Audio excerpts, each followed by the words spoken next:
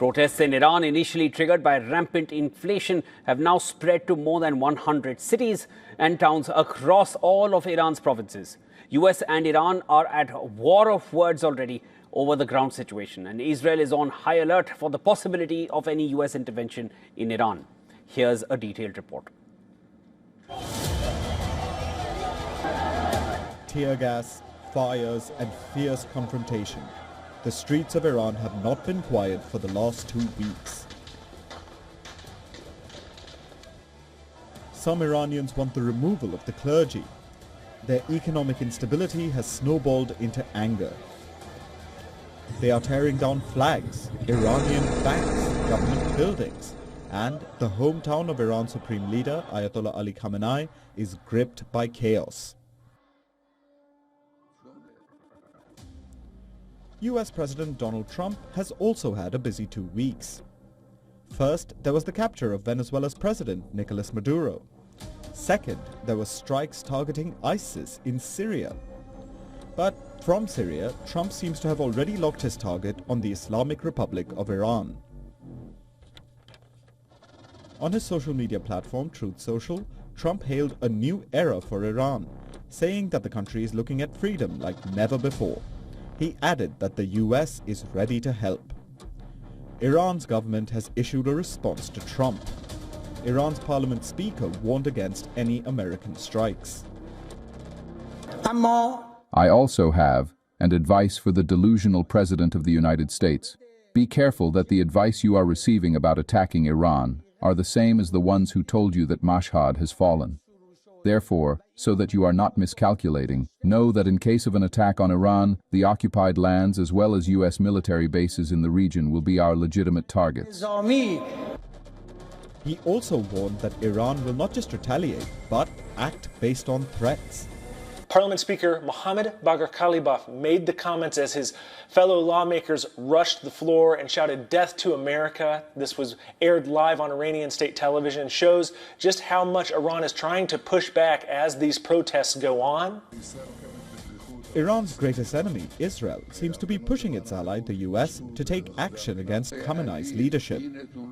As per reports, Israel's military is on high alert for the possibility of any US intervention in Iran.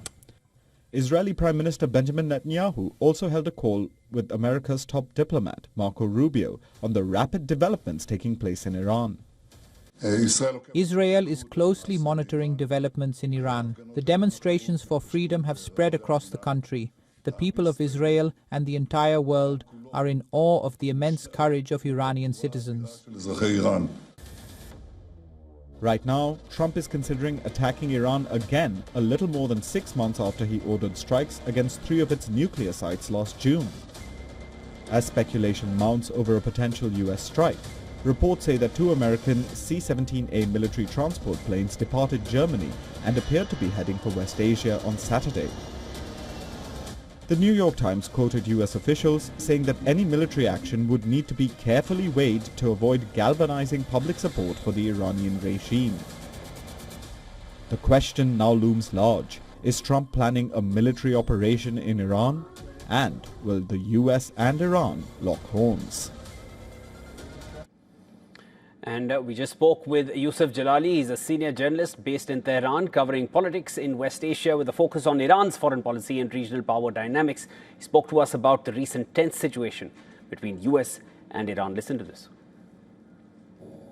Of course, US President Donald Trump's comments on social media have drawn criticism from Iranian officials. Different Iranian officials have reacted to Donald Trump's comments, suggesting that the government of the United States stands ready to intervene.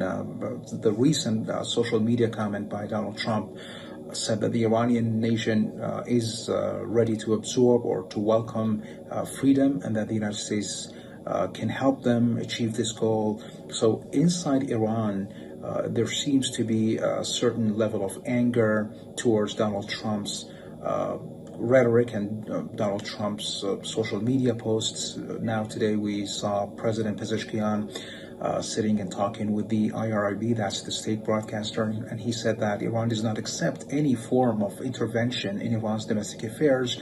And now he advised the protesters to keep it peaceful, and he assured them that if the protests continue to be peaceful or remain peaceful, then the Iranian government can focus on resolving the problems and the economic issues that do exist in Iran. He said that he continues to acknowledge what he called the legitimate demands of the protesters, but he said that they should separate themselves or separate their gatherings from the gatherings of the rioters. He called those protesters that vandalize buildings or damage public property or attack security forces. He said that those people are rioters, and they should be punished by the Iranian judiciary. And then he said that the Iranian protesters must